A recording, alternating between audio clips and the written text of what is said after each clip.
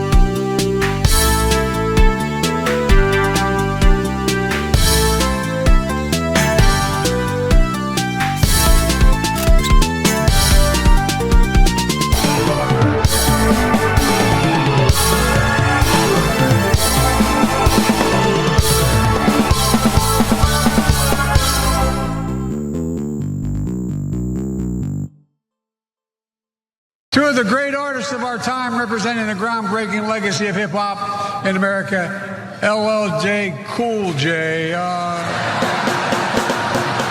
know you like your outfit stylish. Any other line from the Gaffes childish. Everybody working as a personal stylist. You're falling. Once you hear the gap calling. Okay, so what? By the way, that man's got biceps bigger than my thighs. I think he's spent an MC Light. Both of you, thank you. You just watched one of President Joe Biden's most cringe-worthy gaffes. And not only did he not know how to pronounce LL Cool J, which really isn't that complicated, he went on to call a black man a boy.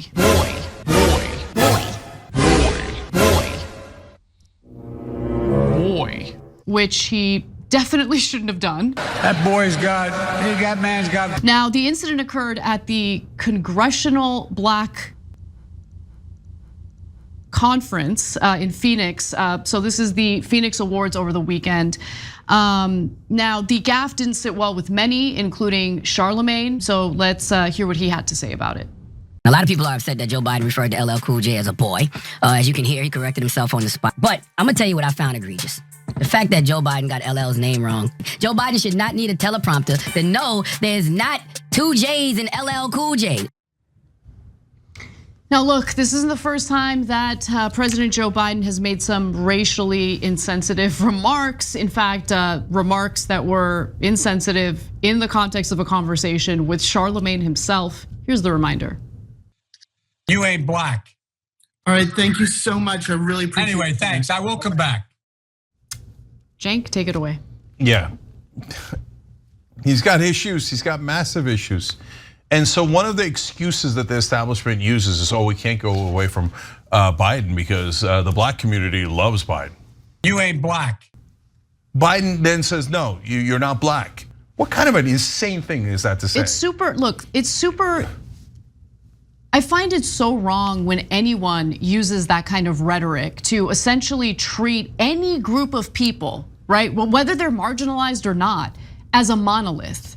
Look, I feel the same way when there's a conservative black person And then liberals go after that individual and say that they're not black. They're not black.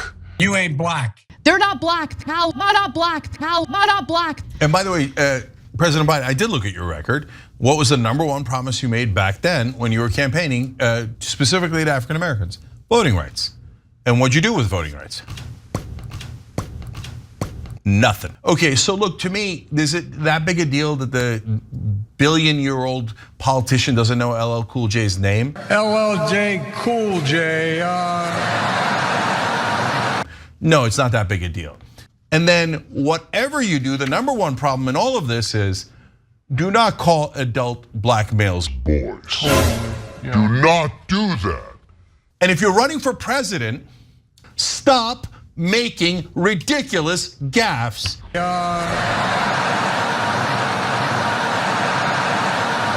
And that's being generous to you that it's a gaffe.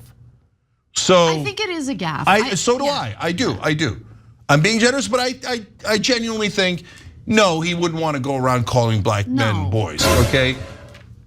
But to claim that he's the best candidate is absurd. Look, absurd. It's absurd. And when we talk about the gaffes, it's not just about this one gaffe that, you guys are too harsh or too hard on Biden.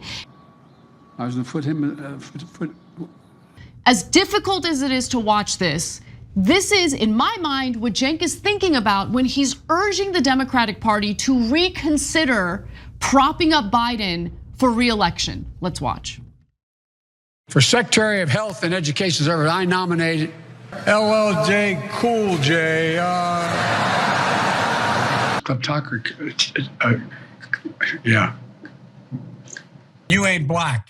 Like, these things stack up. Now, look, guys, you have to separate out two different things. Okay, he's a little bit older. He trips on the bike. He trips on the stairs. No, I defend him on that. Okay, that doesn't have anything to do with his mental faculties. I was gonna put him. And by the way, I'm super consistent. When Bob Dole fell off a stage when he was running for president, I was like, he fell. So what? That doesn't prove anything. George H.W. Bush vomited in the lap of the Japanese prime minister, if I remember correctly. What? Yeah, and everybody freaked out. But I'm like, so the guy got sick. So what? What does that prove about? But like, did he have to do it on the poor guy's lap? No, but he got sick. Yeah, so it was. Buddy, you got to aim somewhere else. I got you. But you saw that last clip on the stage, guys. Come on, we're whistling past the graveyard here. They're not gonna vote for him. They're not gonna vote for him. And so now he comes out calling black men boys and LLJ Cool J and and you wouldn't even be saying it if it wasn't for me. Not black, pal. Not black, pal. Not black. It's absurd. Former President Donald Trump has now been issued a gag order by the very judge who is presiding over his civil suit pertaining to financial fraud. Yeah, so I don't know what they're gonna do with Trump when he violates the gag order, because at some point he's gonna violate a gag order, whether it's this specific one or another one, because he's got verbal diarrhea, so he can't help himself. And he's like, okay, the judge is against me because he made one ruling against me. So she must be against me. So she must be evil. So I'm gonna tell everyone she's the worst person in the world and evil and against me. And then let's see what happens. I'm gonna tell everybody that General Milley, because he criticized me, should get the death penalty. And then let's see what happens, right? And then Trump cannot help, that's the nature of diarrhea. I have a bad case of diarrhea. I have a bad case of diarrhea. Diarrhea. Cha-cha-cha. Diarrhea. Cha-cha-cha. He can't help it. So he will go and spout more evil, horrible, potentially violent things about those same people. And then what are they gonna do? Are they gonna say contempt of court and lock him up? I don't know. And then let's see what happens. So some Democrats have this fun dream where Donald Trump is then proven guilty in court, and MAGA wakes up and goes, oh my God, he was guilty? I didn't know that. Well, that's it, I'm not voting for him, I'm voting for Joe Biden. That's not gonna happen, okay? I mean, why doesn't DeSantis stand up and go, God damn it, enough, Trump. You lost the election, move on, right? Jesus, and stop breaking the goddamn law, and stop threatening people like a two-bit thug. Down here in Florida, we know how to deal with thugs like you. He would never do that. Because, what's MAGA gonna say about me? But if he keeps going this way, whether it has an effect or not, some people are gonna get hurt. He has crazed followers. And he keeps egging them on and egging them on. He keeps egging them on and egging them on. He keeps egging them on and egging them on. He keeps egging them on and egging them on. I have a bad case of diarrhea. I have a bad case of diarrhea. Diarrhea. Cha-cha-cha. What's so special about Splinter? Yo, dude, it's like Splinter's our dad, you know? I mean, what's so special about your dad? What's so special about your dad?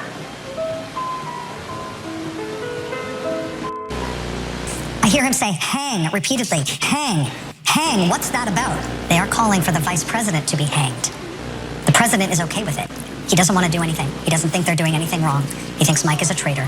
This is crazy. We need to be doing something more.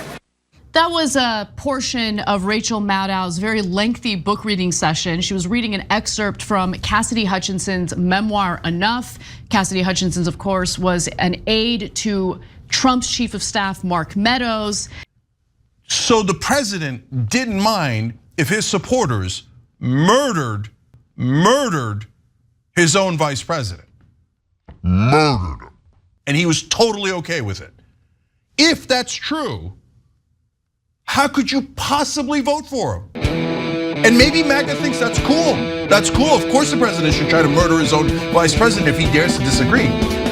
So the president didn't mind if his supporters murdered his own vice president. Murdered. And he was totally okay with it. By the way, this is the same guy who said when Mark Milley disagreed, treason, and he should be executed. And he said the punishment is death, and he capitalized death. Murder. So the president didn't mind if his supporters murdered. So anyone who disagrees with him gets death. So now, guys, imagine if Barack Obama had said, "I don't mind if Obama fans murder Joe Biden." It literally would have been the story of the century. It's not 1% hyperbole. So when Trump says it, we've normalized it because we think, well, yeah, of course, he's a lunatic, a maniac, a deranged psycho. Yeah, maybe you shouldn't put a deranged psycho back in office. Did he say it or didn't he say it? Because if he said it, well then, look, and MAGA, you see that, and you're still in favor of him? Well, brothers and sisters, then we got nothing in common. Because I'm not in favor of dictators, not in favor of monsters who want to murder people who disagree with them. But I will do everything in my being to stop that monster, okay? And he is a goddamn monster. And Democrats, wake up! Wake up! This guy's gonna be talking about executing people. And you're like, well, we wouldn't want to offend Joe Biden. He's definitely gonna lose to him. Wake up! Wake up! But hey, we bow down to authority. Joe Biden's ego demands a second term. Screw Joe Biden's ego! We're gonna lose the goddamn country to a tyrant and a dictator who's telling you ahead of time that he's gonna murder people. What is wrong with you? Wake up! What is wrong with you? Wake up! Jesus Christ! And Mayor Garland, you're the worst attorney general ever! What did you wait 2.5 years for? That wasn't serious enough to bring the case? You goddamn loser! You incompetent, selfish prick! Wake up! Wake up! They should have brought this case on day one! Day one! Mayor Garland's the worst ever! Ever! Oh, well, he's among the elites, he's a former president. None of us want to be held accountable, so we'll wait to see if he's gonna run. The worst! The worst! Democrats! Power! Ah! Incredible! Power! Ah! Stop being such losers and pick someone who could beat the tyrant. Otherwise, we're gonna lose the country. And they're gonna put you in jail, you dumbasses. Wake up! Nobody's supposed to know my net worth, but now everybody is and will, and I hope you're impressed. Former President Donald Trump is not happy about the valuations for his real estate and assets. Okay, so I don't even believe that it was anywhere near 6 billion, but look at how they're playing with the numbers. They're just adding $2 billion. Do you know how much $2 billion is by $2 billion? I literally can't even conceptualize it, yeah. And they just, you know what, they go in, Weisselberg and Cohen go in and go, I don't know. All right, that was now worth $1.5 billion. Yeah, Alan it's Weisselberg and Anthony Calamari. I don't know if Calamari was involved in any of that, but that guy exists. They're just, I mean, Cohen was one of the guys who literally was fixing the numbers. He's turned in evidence, went to jail for it. Anthony Calamari. 215. Come on, the guy's an obvious comical liar, comical, right? Okay, now here comes the real problem. The real problem is, and this is my guess, and this is speculation, okay? And I'm probably on the extreme end of it. I'm just being honest with you guys. I don't think he even has $250 million. And so I think that he's in a cold sweat panic, okay? Because he doesn't even have $250 million. It's gonna bankrupt him. And then what's he gonna do? So we'll find out. Maybe he's got anybody. Oh, I have $8 billion, like Michael Cohen and Weisselberg wrote. Alan Weisselberg and Anthony Calamari. $250 million is a chump change. Here you go. Boom. Well, we're gonna find out soon enough. A popular social media influencer who is not the person you see in the images next to me, named Deja Blackwell, also known as Meatball online, was arrested after live streaming a crowd of people looting stores in Philadelphia's city center last week. Now, her lawyer is accusing people who are criticizing her of being racist. At one point, she's heard saying, "Tell the police they either lock me up tonight or it's going to get lit. It's going to be a movie." Well, Meatball, you said it. You got arrested. And now she and her lawyer are crying about it. Unsurprisingly, the influencer with close to 650,000 followers across Instagram and TikTok got some blowback. Luckily, her followers were really not appreciative of her involvement in this. And now Blackwell's lawyer is accusing those criticizing her of racism. Because had that person been white or Latino or Meatball or Muslim, I mean, the commentary would be different, right? Except it wouldn't. I don't think it would be. The idea that she is now facing criticism and prosecution simply because she happens to be a black woman is ridiculous, and yet another example of providing cover for illegal behavior, bad behavior, by using and weaponizing race. And it's disgusting. It's disgusting when it happens, and I'm sick of it. Now let's take a look at the character and actions of Meatball. Let's watch. Everybody must eat. Everybody must eat. Everybody must eat. You get a talk. You get a talk. You get a talk. Everybody gets a talk. Free apple.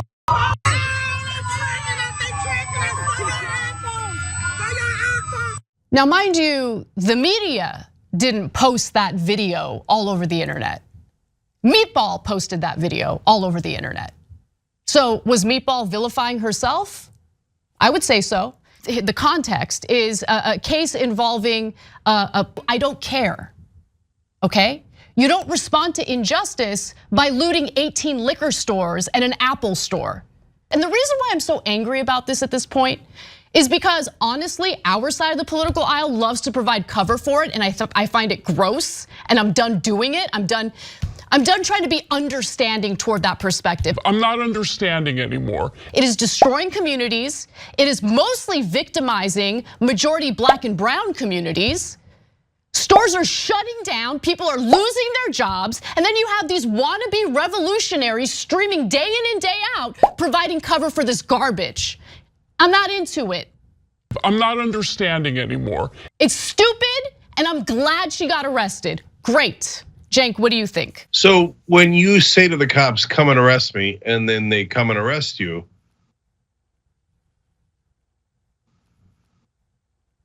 looting is not the voice of the unheard.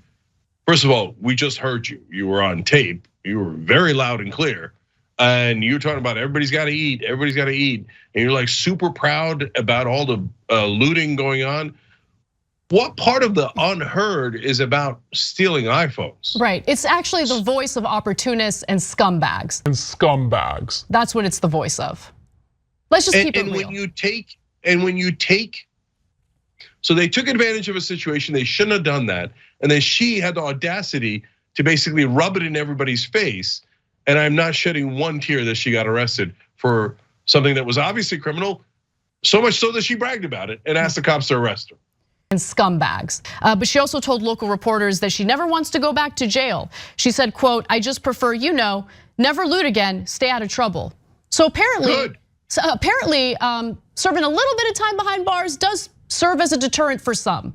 And I certainly hope that's the case for Meatball and scumbags. Any final words, Cenk? Okay, but on top of that, this is also about our sick need for fame. In the past, people would know not to brag about crimes. Now people do it all the time because they gotta get more famous. They gotta get more famous. But by the way, if you think at the end of the day that this is gonna be bad for Meatball and scumbags, I'm not sure that that's the case. I want to give you a chance, Dr. Carson, to explain what you meant, because it sounded like you were lumping in gay marriage with basically criminal activity. Go ahead and explain. Okay. Well, first of all, I love gay people. Go. Down goes Kevin McCarthy. Down goes Kevin McCarthy. Ladies and gentlemen, we got him. Kind of. Did we though? Did we? We didn't really. Yeah, if you're new to progressive politics, and then you'll be used to mainstream media telling you there's nothing the Democrats could ever do, right? So, and then you always have to accept surrender, and you always have to accept nothing, and you have to say, oh, but it's what the other guys are worse. The core of it is get caught trying. It's not that hard to just try something, anything. And Democrats are forever telling us, no, we can't even try. No, don't try to beat Biden. No, just let him lose to Trump. He's down 13 points from where he was when he beat him. It's okay, just lose. Don't try. You get a concession from McCarthy. Don't try. Just give me a little bit more power. Good enough. Don't try. Oh, try to pass paid family leave, higher minimum wage. Don't try. I'm sick of it. We're all sick of it. Okay, you guys, either you're gonna make concessions to the right wing or you're gonna make concessions to us. Make concessions to us, right? Whoever they choose to replace McCarthy, I believe is likely to be even more extreme than McCarthy was in terms of providing cover for MAGA extremism within the Republican Party. Yeah, there is no Republican that's gonna come out and go, oh no, you guys were right, Trump's a bad guy. Right?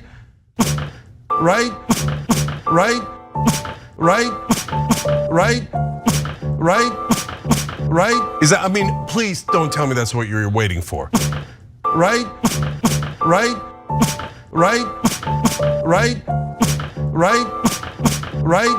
Not gonna happen, okay? So then Kevin McCarthy not only devoted to Trump, impeaching Biden for no reason because the right wing put pressure on him. And then it was never good enough for the right wing anyway. For the right wing, they want to defund the entire Department of Justice, have complete lawlessness, have the right wing Gestapo run the whole place, right? And if you don't give them the Gestapo, they're not going to say yes, right? So like sometimes I get the sense from the establishment that they think like, oh, there are cooler heads here, and moderate Republicans will prevail. But who are the moderate Republicans? I mean, so it's not like there are any good guys at all, right? So they've never proposed anything that helps the American people. The only thing they ever propose is build a wall, we would keep the Mexicans out, and tax cuts for the rich, tax cuts for the rich. So that's it, there is no good options. Build a wall, tax cuts for the rich, keep the Mexicans out. All that. So, all right, let me pause there. Anna, any thoughts on that section? No, I don't have any thoughts. I mean, I do, but I don't. Okay, got you. That means you don't want to say it. Okay, maybe we'll come back to it. Look, we've been over this. I think that you have this itch to fight, right? And I think that I hear what you're saying about wanting to fight back against the bigotry, right? But I think that sometimes the way that you communicate within that fight accuses people who don't really fall under that category of being part of the bad guys who have bought into the bigotry and stuff. I think that the situation is just a lot more complicated than that, and the messaging I think we need to be a little more careful with, so we don't make people who do not subscribe to the bigotry feel as though we're accusing them of engaging in bigotry. You hear what I'm saying? I do, but so it's that one's super complicated. We've talked about it a little bit in the past, but. And look, the one, I'm sorry to interrupt you, no, but it's like okay. The one other thing that look, part of the change that I've experienced over the last, I don't know, year, 2 years is coming to the realization that a lot of the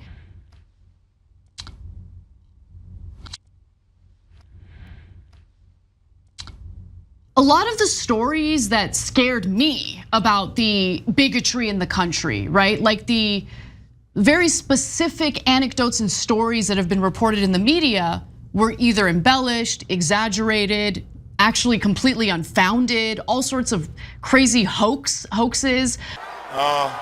It's about damn time.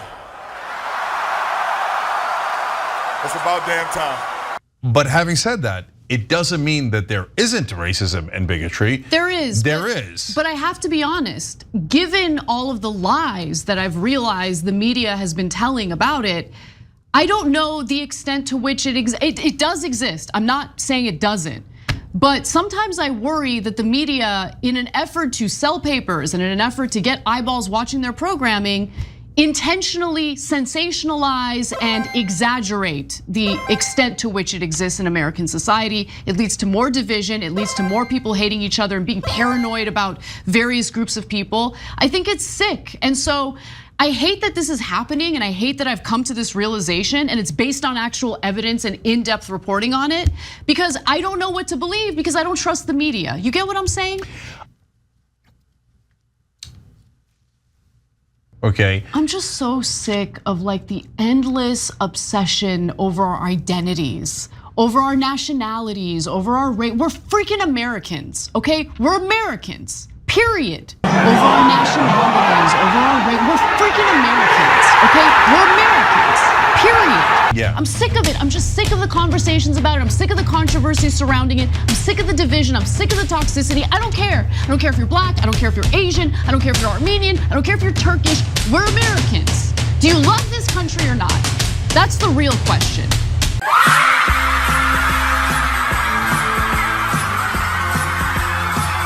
Do you love your fellow Americans or not? That's the real question. Because when I see people in this country, I know that you're not supposed to say this. I know that this isn't in vogue with say this. I know that this isn't in vogue with Democrats right now, but I don't see race, I don't see religion, I don't see what your nationality or your heritage is. I see you as my fellow American who I want to fight for, who I want to fight alongside with.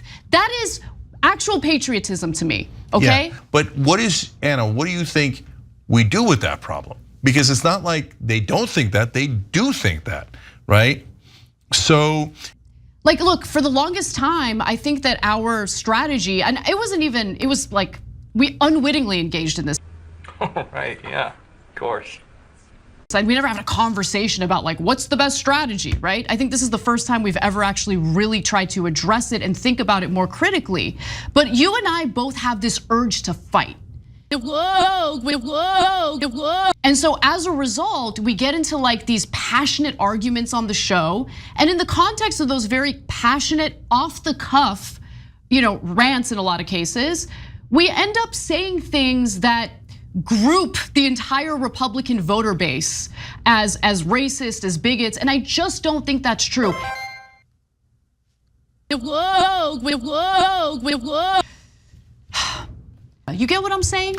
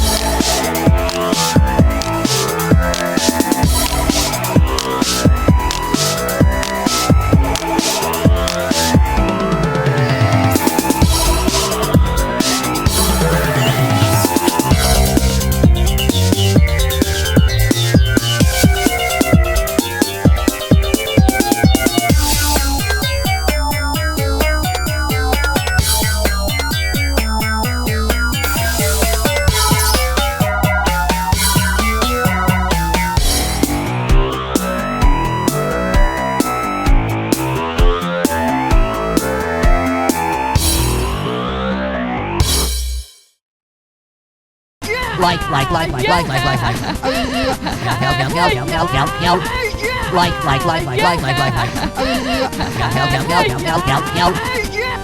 What are we doing here, Bappa? Off Benny. Shout out to you. Thank you. Great show. Great guy. Never met him. Yeah. Out Benny, out Benny, to mix this up, mash this up, out Benny, mash this up in his TYT mashups, which are very entertaining, and I highly recommend you watch it. Out Benny, out Benny.